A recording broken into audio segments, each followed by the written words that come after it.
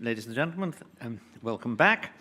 May I now introduce, we had an extremely successful start to our discussions, already about 10 different controversies germinating in the audience, and we'll continue discussing them. But our next speaker is someone who is very much responsible for that, and that is Alberto Mingardi, who's the Director General of the Bruno Leone Institute, the Milan-based think tank. And that is because this conference has its genesis in a conversation between Alberto and me in about 8 months ago.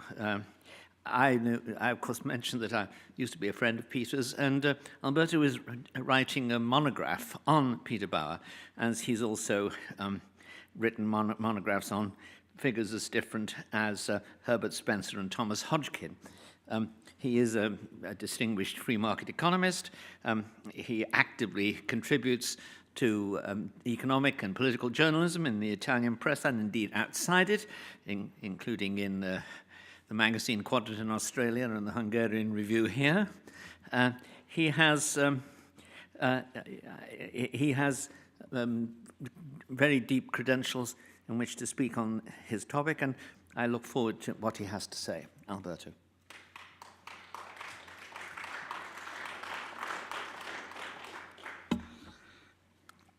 Well, thank you very much, John. It was great for me, really, to be here free-riding on the wonderful work that John and Melissa put in this conference.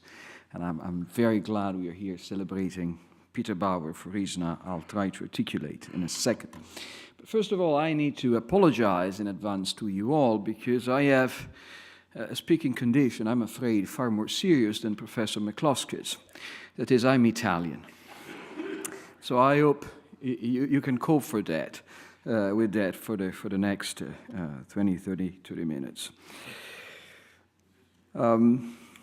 Peter Bauer was perhaps the best economist you never heard of, for reasons that were articulated already by Professor McCloskey and by John O'Sullivan. I mean, there is actually a whole school of people nowadays that somehow works in the shadow of Professor Bauer, later Lord Bauer, but it doesn't recognize them as the master of this very school. And this is really the source of my interest in Bauer. Different than John, I met Bauer only once at a Montpellier Society meeting in 1999. Alas, I was too young and ignorant, the later an enduring condition, to make anything of that occasion. But I'm proud of having published Bauer's From Subsistence to Exchange in Italian in 2009, the same year we published President Klaus' wonderful book on what was then called global warming and has since become climate change with IBL Libri, which is our institute's own publishing house. Now, Bauer is a figure who commands respect and who is, to me, unjustly forgotten. For so many years, he was the dissenter on development. And among other dissents, he thought and demonstrated that foreign aid was ineffective. Now, that view, as I told you before, he's held in quite in high regard, thanks to numerous contemporary scholars. But Bauer is very rarely recognized as the originator of such view, with perhaps one relevant exception, which is Nobel laureate Angus Deaton, who acknowledged Bauer was right both on foreign aid and fears on overpopulation in his book The Great Escape, published in 2011. Bauer, Deaton recognized, was the first economist to show that, I quote, the hydraulic approach to aid is wrong and fixing poverty is nothing like fixing a broken car, end quote. Deaton, as you may know, is a man from the left, but he's a true scholar and is a very intellectually honest person. So he had no problem in recognizing Bauer's importance for his own way of thinking. Peter Bauer's intellectual journey, and particularly his encounter with the sparkling intellectual environment in Cambridge, was already something that John has mentioned. I would like to add that in an interview with The Kean is the magazine of the alumni of Caius College. Now, how come that the British pronounce Caius? Caius is one of the greatest mystery of the English language, but still.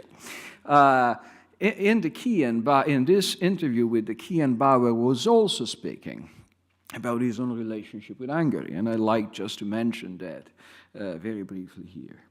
So while he was in Cambridge, at the same time, Bauer was continuing to study as a lawyer in Hungary at the same time, and every summer vacation and every Christmas vacation he returned to Hungary. He did his military service here in 1937 before repairing to England for good a year later. Clearly, I think lots of Bauer's reflections on socialism and his deep-down opposition to socialism originated in his, looking back at his own country.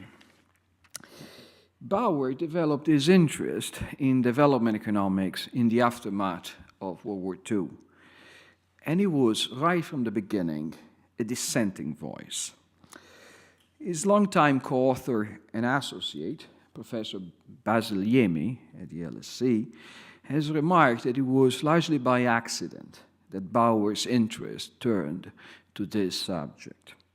After working in a London firm prominent in the Malayan rubber industry, Bauer used a research fellowship to study that very industry, and at the same time he was commissioned by the British Colonial Office to prepare a report on rubber's small holdings in Malaysia.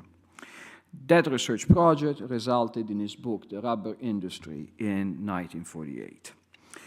A few years later, the young Bauer was again summoned by the Colonial Office to study trading activities in West Africa with special reference to monopolistic tendencies at the time. The result was actually quite unusual. Very unusual for length and for scope, thinking, of the kind of empirical database work it was. It was West African Trade, published in 1954, a book by Bauer, to which actually Yemi gave lots of contribution, particularly when it comes on style. John has already reminded us that Bauer was a very careful writer. He was obsessed with something economists typically do not really worry about, which is being clear. Sometimes you got the impression that the profession actually goes the other way. The more obscure you are, the more profound you're supposed to be. It goes well for economists, philosophers, sometimes even journalists may exploit a little bit of obscurity to become national phenomenon. Now, West African Trade is a phenomenal book because it really represents Bauer's many talents. It is profoundly empirical. It showers the reader with facts. It is very sharp from an argumentatively point of view. Bauer refutes one economic fallacy after the other. It is very learned and fully conversant with the history of economic thought. Now, Bauer was a very perceptive reader of Adam Smith's The Wealth of Nations, and that in a time when Smith's scholarship was, much smaller than it is today. Nowadays, we do have books on, Adam Smith and bow ties, and Adam Smith and coffee tables, and all of that. But back in the 50s, Adam Smith's scholarship was far more limited. Smith's understanding of man as basically trading animals is all over Bauer's work. Now, since the publication of West African Trade, Bauer found himself at the center of the battle rousing around the concept of economic development. While he was undoubtedly a pioneer of these investigations and recognized as such, Bauer has long been considered a fringe thinker. This has clearly to do with his politics. Bauer understood growth required, to quote Professor McCloskey, that people should be allowed to have a goal, to be at freedom, to follow their own intuitions, and not being nudged in the direction of this or that particular productive effort by a government. Bauer and his longtime co-author and friend, Professor Yeme, were a very rare birds, development scholars with no ambitions of social engineering. This, of course, didn't make them particularly popular in a profession that was monopolized by wannabe central planners. To make a point about this, I will try to consider Bauer in the context of, I think, a larger battle in the history of idea, which is the battles about the concept of primitive accumulation, which is, of course, a pillar of Marx's thought. And I think, the whole idea of primitive accumulation really played a big role in the consensus in development economics that Bauer fought against. Now, sometimes, and more importantly by Karl Marx himself, Adam Smith is indicated as the originator of the idea of primitive accumulation. In the introduction to the second book of The Wealth of Nations, Smith, somewhat casually, notes that an accumulation of stock, quote, must evidently be previous, end of quote, to the division of labor. Smith's point is, I quote, that in that rude state of society in which there is no division of labor, in which exchanges are seldom made, and in which every man provides everything for himself, it is not necessary that any stock should be accumulated or stored up beforehand in order to carry on the business of society, end quote. But as labor becomes more and more divided, everyone, in order to be able to concentrate exclusively on her own contribution, needs to rely on a stock of goods of different kinds somewhere stored.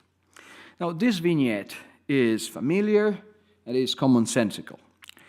When the savage, Smith writes, is hungry, he goes to the forest to hunt. But when the civilized man that knows how to manage his own trade and very little else has a need, he must be able to rely upon others people's produce. So coexisting labor is what makes, for Smith, a commercial society and the hope of economic growth. And the more labor coexists, the more extended the market is, the better it is. The stronger the engine of civilization goes, so to say. So, in spite of a claim by Wikipedia that Adam Smith's account of primitive original accumulation depicted a peaceful process in which some workers labored more diligently than others and gradually built up wealth, etc., Smith is hardly an originator of the idea of primitive accumulation. If you go back in time, clearly the parable of talents, for one, speaks of accumulated wealth to be invested. The idea that you need to store up wealth to have investment has been there for quite a while. But of course, for Karl Marx, it is very important to assume that Smith was indeed the originator of this view of primitive accumulation. Marx begins his treatment of the subject by pointing out that, I quote, primitive accumulation plays in political economy about the same part as the original sin in theology, end quote. As always with Marx, you really enjoy the witticism, the polemics, as a forceful writer indeed. Then, in a note to chapter 7 of Das Kapital, Marx makes fun of Colonel Robert Torrens, another very rare bird. Now consider this, an Irish economist. Maybe 4 in the whole of British history. And Torrens, who Marx quotes, writes, by a wonderful feat of logical acumen has discovered in this stone of the savage the origin of capital. What did Torrens write? Torrens noted that in the first stone that the savage flings at the wild animal he pursues, in the first stick that he sees to strike down the fruit that hangs above his reach, we see the appropriation of one article for the purpose of aiding in the acquisition of another, and thus discover the origin of capital. So an idea that capital is very old, and it is actually the instruments humankind has always used. And yet, when it comes to primitive accumulation, the impression of a student of the subject is that the origin of the concept indeed comes with Marx. For Marx, primitive accumulation is key to prove that, I quote, "the process that clears the way for the capitalist system can be none other than the process which takes away from the laborer the possession of his means of production, a process that transforms, on the one hand, the social means of subsistence and of production into capital, on the other, the immediate produce into wage laborers. The so-called primitive accumulation is nothing else than the historical process of divorcing the producer from the means of production. It appears as primitive because it forms the prehistoric stage of capital and of the mode of production corresponding with it."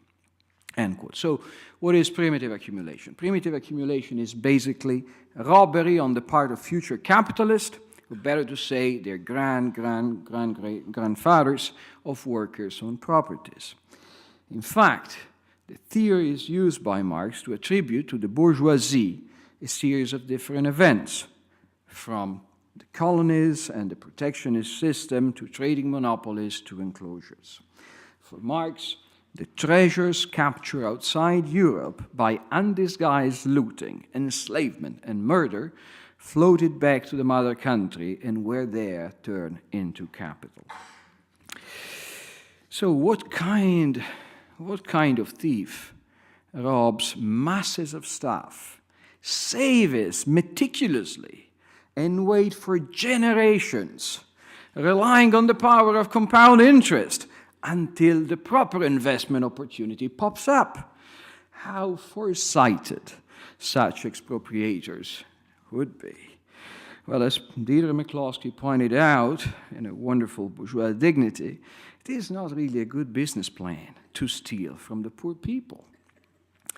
Stealing from poor people could not explain economic growth, neither if one steals from the poor living in our own nations, nor if he does steal from people living in other nations. And yet, no matter how unrealistic, some version of this view had its triumph in development policy. Particularly after decolonization, significant amounts in foreign aid were transferred to poorer countries with the aim of growing their stock of capital. There is no question, of course, that higher capital investment will make workers more productive, and higher productivity will make them more prosperous. But if this capital was invested intelligently. But the key issue here is that it was taught very widely that for poorer countries, massive transfers were needed as to equip them with the proper, quote-unquote, amount of capital required to make growth possible at all. The often mysterious way in which ideas travel makes it by no means necessary to be an orthodox Marxist to advocate foreign aid. But the concept of primitive accumulation was the backdrop against which the advocacy of foreign aid was staged. It has been noted that Keynesian economics, by legitimizing ever-growing state interventionism, provided many developing countries with a theoretical justification for a more active role of government in the economy and emphasized the accumulation of capital as the foundation of economic growth. It is a bit of a paradox, as Keynesian economics, if considered charitably, aim chiefly at counteracting cyclical fluctuations, but not at preparing the seed corn for economic development in pre-industrial countries.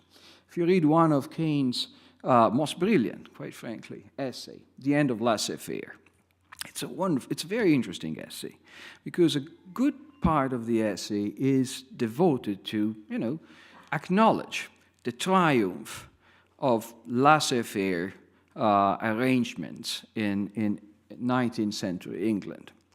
And then Keynes at the very end says, yes, but now policy has to change. Policy has to change because we need to manage industrial policy, we need to cope with the threat of a growing population, and we need eventually to enslave the business cycle and the interest rate. But when it comes to, massive economic growth in the 19th century, indeed, the first time in history in which we witness economic growth, Keynes was okay in acknowledging the fact that all of that happened without much government intervention at all. And yet, so-called new theories of industrialization were in debt to Marxism under more than one respect. The consensus against which Peter Bauer battled will center around the idea that underdevelopment stimulates circular and cumulative processes that consolidate economic backwardness and make it impossible to break out of the so-called vicious cycle of poverty, Bauer's real bête noire. Indeed, Professor Norkse, a pioneer of development economics, framed the issue with poverty as problems of capital formation in underdeveloped countries. For Norkse, the challenge for poorer countries could be reduced to the question of achieving a sufficient rate of capital accumulation. Maurice Dobb claimed, likewise, that we shall not go far wrong if we rear capital accumulation as the crux of the process of economic development. Now, I think that we shall understand that there is here more than the commonsensical view that higher level of capital allow for greater productivity. As Bauer himself remarked, quote, insistence on the vicious cycle of poverty and on the stagnation of the underdeveloped world has promoted the flow of foreign aid, which is a major object of policy for many people. Now, it makes sense if you assume the lack of capital is so severe the local population would never breach the gap, either by thrift or by saving and investing the profits of their trade. The assumptions show clear marks of the Marxist idea that industrialization was possible only because of centuries of robbery and exploitation. The anger at capitalism comes from an assumption of such an original scene. The consensus approach that Bauer battled against was best summarized by the slogan, aid, not trade, as opposed to development through trade. It was the slogan that D.H. Robertson, for example, fostered. In Bauer's view, you can see an approach that was reminiscent of the 18th and 19th century theory of du commerce, of commerce breeding brotherhood and civilization, which was seen by his opponent as a hypocritical cover-up of economic exploitation on the part of the rich. Bauer himself knew and pointed out that current orthodoxy, currently at the time, in development economics was heavily in debt to Marxist-Leninist view. So did Karl Brunner, who underlined how, I quote, the Leninist extension of the Marxian vision, with its stress on imperialism and the political avant-garde, has found a particular echo in the Third World. Whatever the exact process of their intellectual derivation, these views were widely and frequently expounded by well-known writers who were not necessarily regarded as either Marxist or Leninist. So this whole set of policies was basically predicated upon a basic intuition, the following one. Inequalities, international inequalities, but also domestic inequalities, signal exploitation. That's the crux of the thing. So if primitive accumulation in England with enclosures resulted in a transformation of peasants into future industrial workers, a similar process ought to be continuing internationally. To quote Rosa Luxemburg, capitalism in its full maturity depends in all its respects on non-capitalist trade and social organization existing side by side with it. Capital needs the means of production and the labor power of the whole globe for untrammeled accumulation. It cannot manage without the natural resources and the labor power of all territories. So this is one of the reasons that Bauer kept detecting, in major documents and by international organization in his old time, drops of Marxist and Leninism. In particular, one point that was all over the place in those years was the idea that the condition for economic development was some sort of the exercise of sovereign rights over natural resources. This idea that the capitalist world is there to exploit the natural resources of the so-called developing one. And this concept that economic development should come with some sort of economic sovereignty is really the crossroad of socialism and nationalism that was prevalent in the developing world at the time, from Nero to Mossadegh. The idea behind this, of course, was that free trade cannot possibly be mutually beneficial. I mean, one of the two parts is always exploiting, is always exploiting the others. Ironically, Bauer's own very first investigation in development economics were not necessarily inspired by these topics. He paid more and more attention to the ideological underpinnings of development economics with age, when he was no longer doing so much of empirical work, but was doing what good social scientists do, which is drawing generalization out of his own knowledge in the field. His first works were basically research, boots on the ground, in Malaysia and West Africa. But in both cases, Bauer recounted that even before setting foot in Southeast Asia and West Africa, I knew that their economies had advanced rapidly, even though they were colonies. He required no instruction in economics to know that before 1885, there was not a single rubber tree in Malaya, nor a single cocoa tree in the British West Africa. By 1930s, rubber, cocoa, and other export crops were being produced on millions of acres, the bulk of them cultivated by non-Europeans, end quote. Bauer thus found in Malaysia and West Africa economies that, though backward, as seen from the vantage point of European economists and observers, were in actual fact highly dynamic. A developed infrastructure, he wrote, was not a precondition for the emergence of the major crop industry of Southeast Asia and West Africa.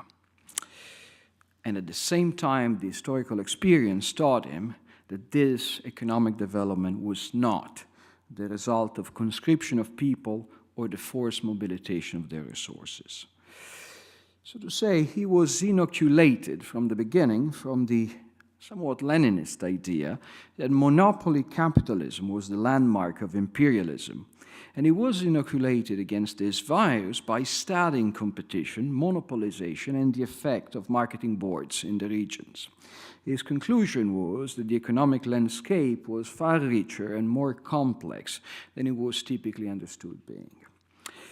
By reading Bauer's West Africa Trade, which is in many ways his most ambitious empirical work, one immediately sees that Bauer had a supreme understanding of a principle Vilfredo Pareto made central in his theorizing, that of the mutual dependence of economic phenomena. Now, you may remember President Truman famously once asking for a one-armed economist. He did so because he was sick, of economists telling him on the one hand and on the other hand. Bauer, indeed, was an economist with two ends and used them both. instead of feeling content with speculations upon the immediate, proximate, and deliberate consequences of any policy, he endeavored to understand, in Bastiat's famous phrase, which is characteristic of the true economist, what was unseen. For Bauer, would-be central planners tended to practice economics without prices and cost. They focused on grand narratives of top-down economic development, neglecting the nuts and bolts of real economic life. Focusing on capital accumulation, to Bauer was really a one-arm way of looking at growth. He remarked that in the literature on planning, economic advantage is usually defined without reference to general living standards, but primarily in terms of industrial development, of industrial outputs. The advocates of large-scale industrialization, and especially of massive development of heavy industries, hardly refer to prices, incomes, cost, demand, or standards of living. This is a crucial point. This is a scene that was not there just in economic development. Think about Ludwig Erhard. What is one of the great changes that Erhard affected in the German economic mind? And it's pretty clear if you read, his articles, a fridge in every home. The idea that Erhard fostered more and more was that, it was not necessarily to have grand, heavy industry in the Prussian fashion. The good thing was to be part of an international division of labor, and the goal of the government was to be not necessarily industrial aggrandizement, but raising living standards of the population. Now, Bauer was clearly he clearly understood that it's not true that foreign aid, that large government-to-government transfer do not have beneficiaries. They do have beneficiaries. That's clear-cut. Professor McCloskey mentioned before a spectacular case of internal foreign aid, the Italian South. Now, I should disclose my own sins. I'm a northerner, okay? My father's from Milan, my mother is from Turin. We're quite a northerner family, really. But think about this. In the 50s and 60s, Italy was really experimenting exactly this way of thinking. The point was, let's have capital in the South.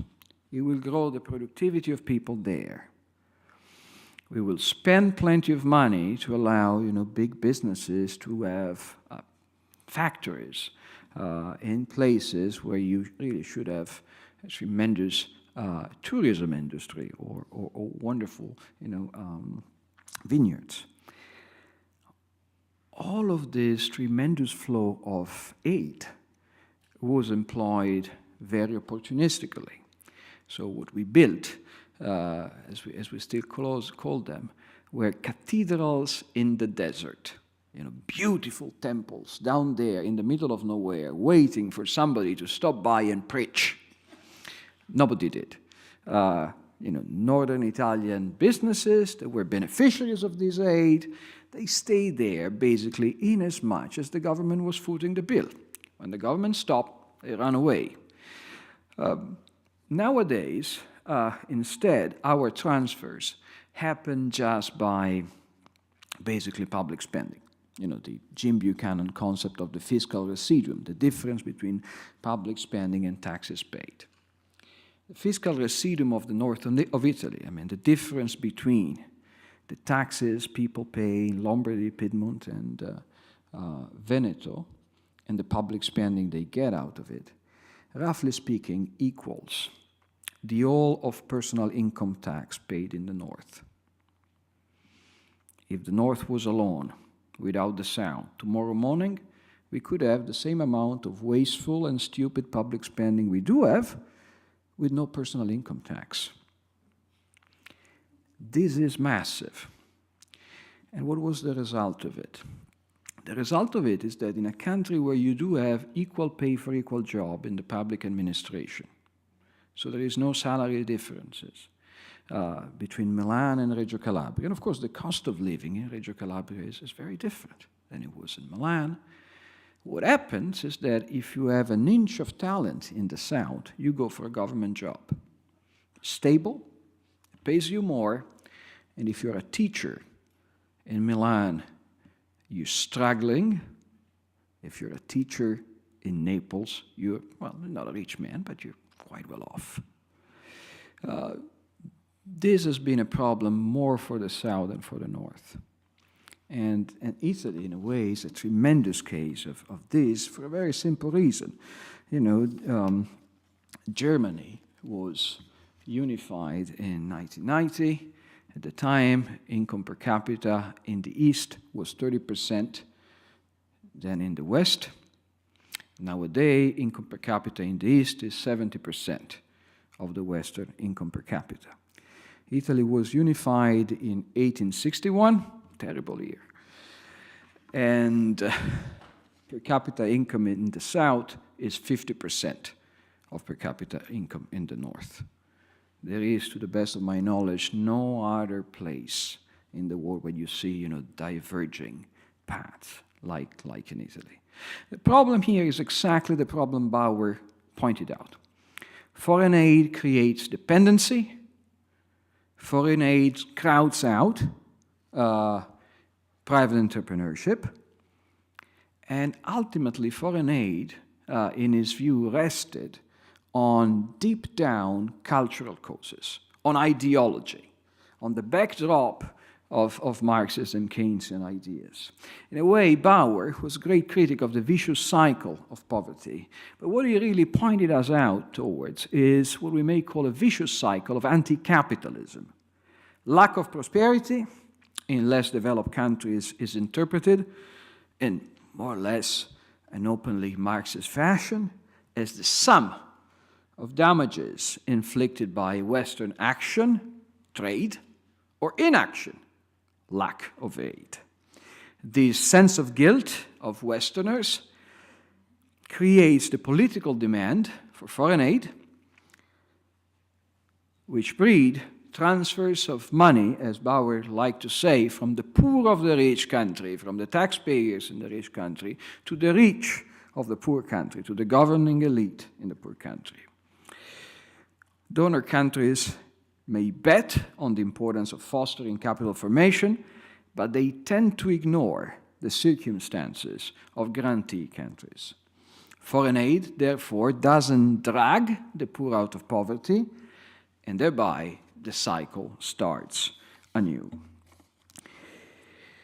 Bauer was a great critic of all of this, and he was a great critic of this mindset, and I come to a close. Well, my paper is much longer. I can inflict upon any of you that want it, if somebody is actually still awakened, or awakened enough to ask me for that.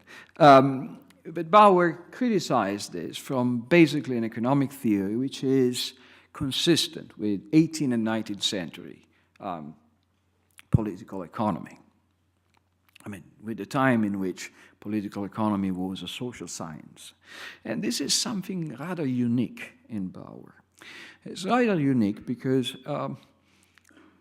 you got some people that believe that statistics, numbers, all of that is per se a corrupting influence on economics, and economics should be gone only by reasoning, by deductive reasoning. Some Austrian economists are like that. And on the other end, you have people that believe that the whole game is about building more and more refined models all the time.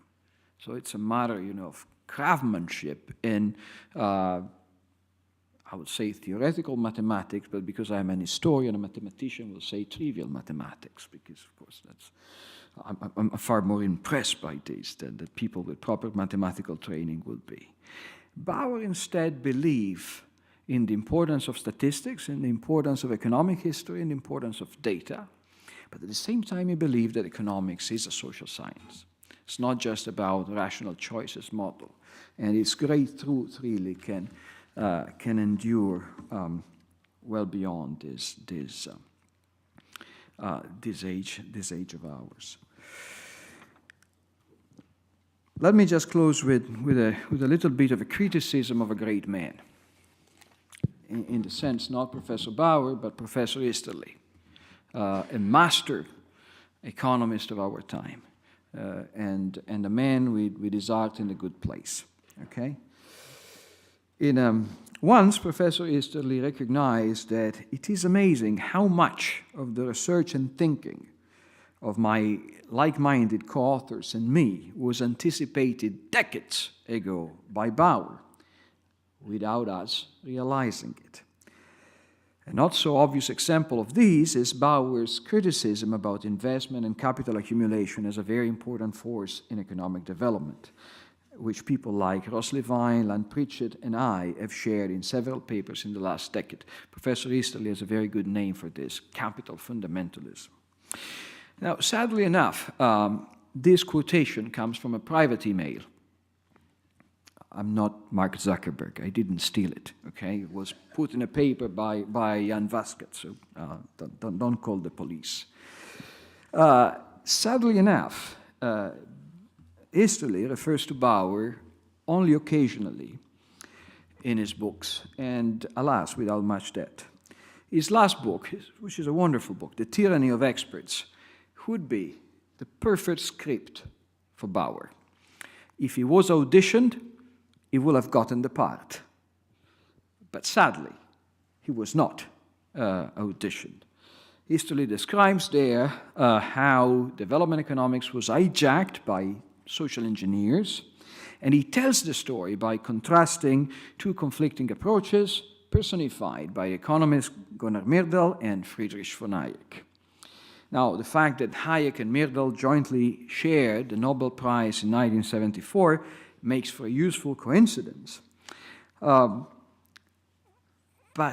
the story of fighting what Hayek called the fatal conceit in development economics was really Peter Bauer's story.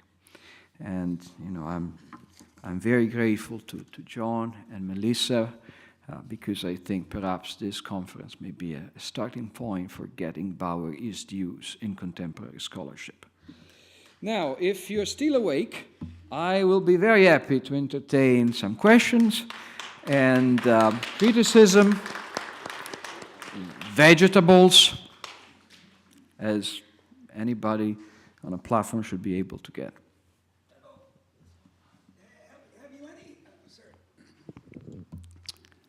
Why not Bauer? Why is it simply that the ideological tides of the time were too strong in the 50s and 60s? I think that's perhaps it. He was born too young. I mean, too early. Too early. And I you know, those tides were very strong when I was young. You know, we were just scornful of the idea that you could do anything but plan and boss people around. But how do you explain the neglect of Bauer? Well, do we have 45 minutes, right, for answers? Well, certainly Bauer was very independent-minded. I mean, he was a Cambridge economist. Actually, one of the economists he liked the most was John Robinson. So he was always intellectually honest enough to distinguish between beliefs and what he liked in terms of intuitions and methodology. But clearly, I suppose there is something, and perhaps our speakers in the afternoon will dig into this, there is something in character that explains this attitude, I mean, this need to question the consensus all the time. I agree with you that unfortunately, scholarship is a bit like entrepreneurship in this sense. Time is crucial. You may have the right idea 50 years before, there's not going to be much of recognition. I think that when it comes to the present generation of economists, one of the problems with Bauer, and I mean it with a smile, but only with a half smile. Part of the problem with Bauer is that Bauer wrote too well. It was understandable, it was clear, he actually enjoyed writing for a popular audience, which is still seen as a sin in many economics or historian or history or political science department, and so he did something no forward-looking, prudent social scientist will ever do this day. That is, he tried to be understandable by the average reader. And this created an impression that since he was understandable, he was banal, which of course is not true, but I suppose is part of his misfortune.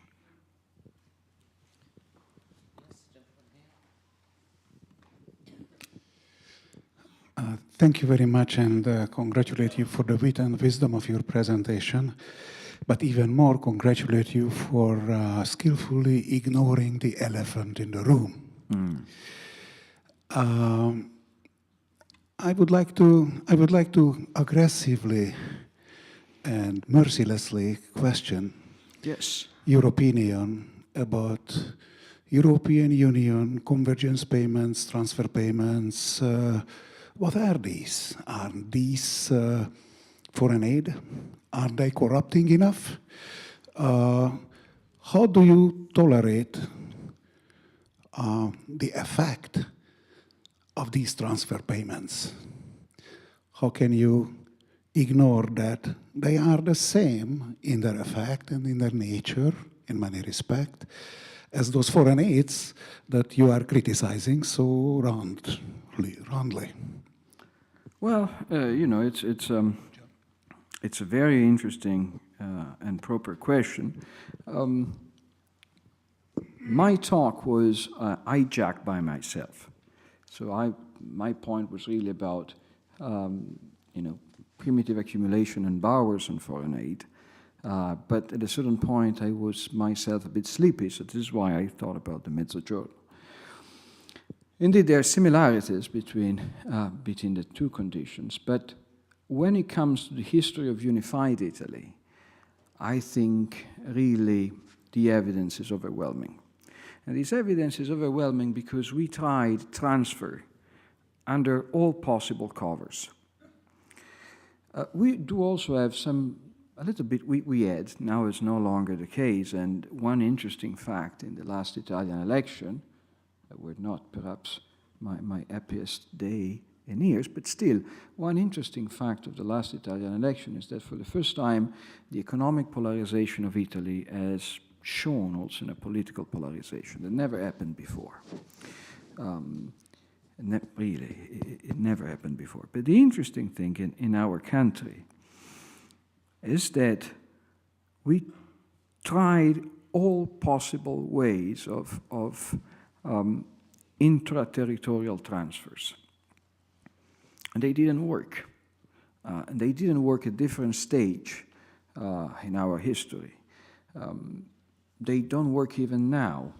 The infrastructure dotation, if you want to call it that way, of the south of Italy is still terrible.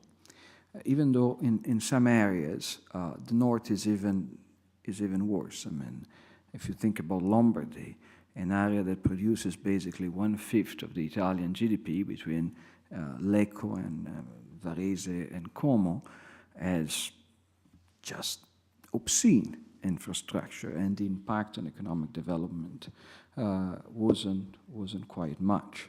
So the subject of my paper was not, you know, internal foreign aid. That's something I alluded to because it's an example very close to my earth, close to my heart, and at the same time, I think it shows rather interestingly some of the evils Bauer identified. When it comes to the European Union, I get the spirit of your questions.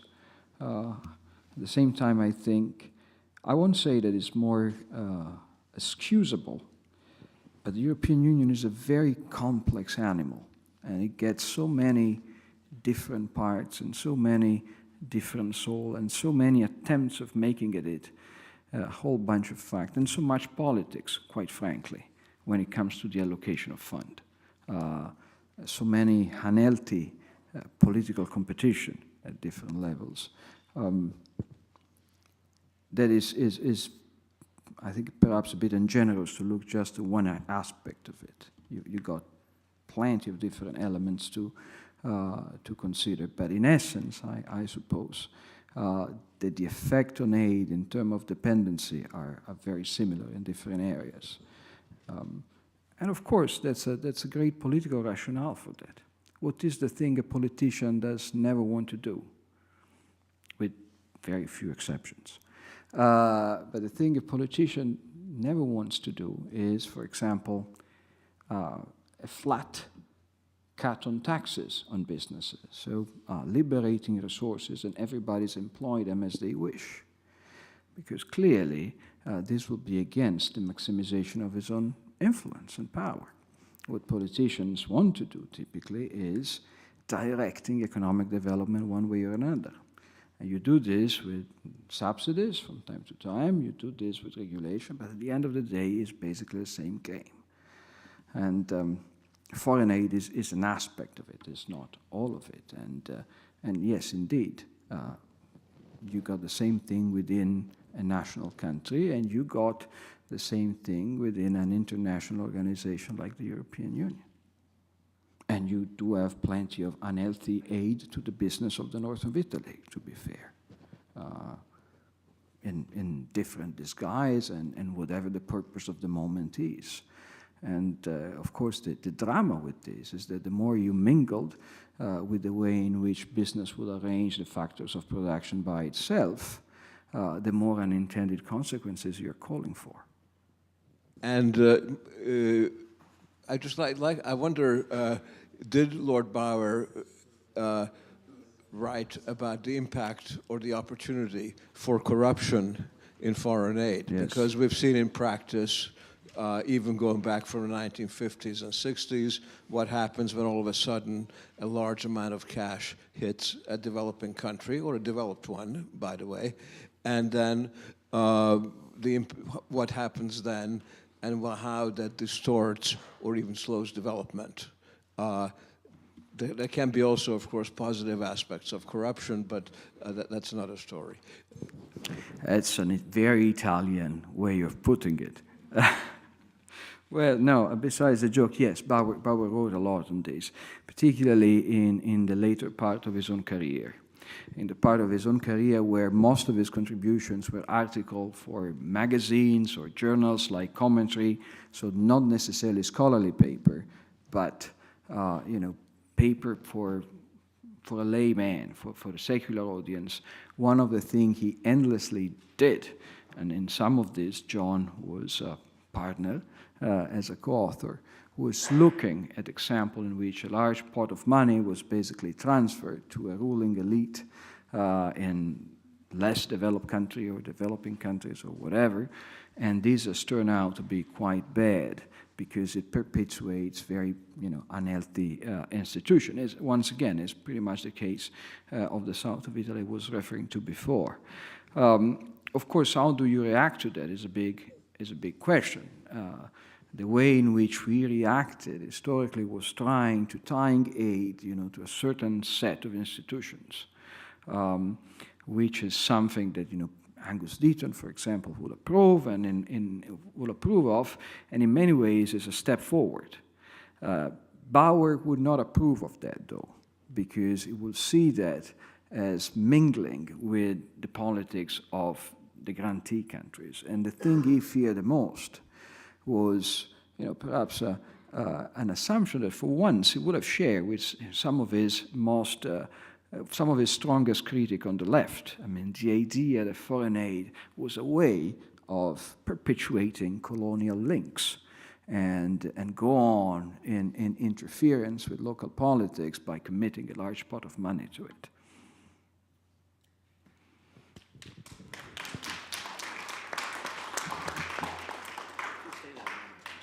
Yeah. Oh, sorry. Well, thank you very much indeed. I want to just answer, just add to what you replied, and then you can comment, to Professor McCloskey. Why was he late? I think why was his reputation slow to rise? I think there are two reasons, one of which was that, of course, the revival of market economics occurred in different countries at different times, but it really began to occur, I suppose, in Britain with the institution of the Institute of Economic Affairs, which is about 58.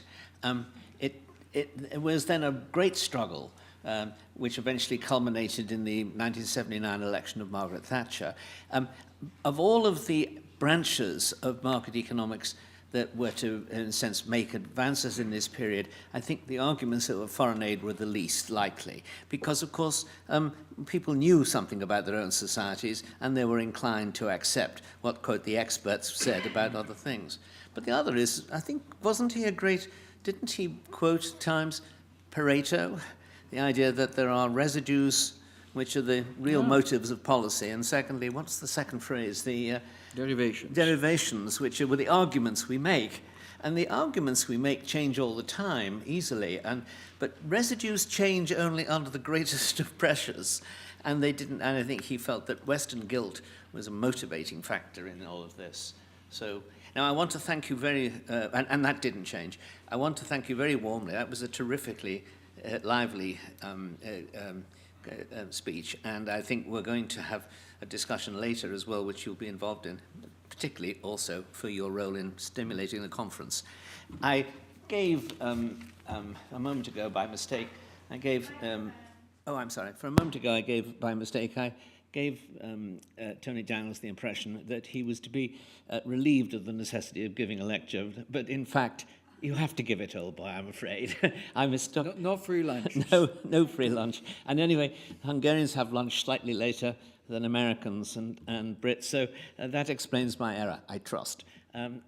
It's a great pleasure to, first of all, thank you, Antonio. Alberto, I'm sorry.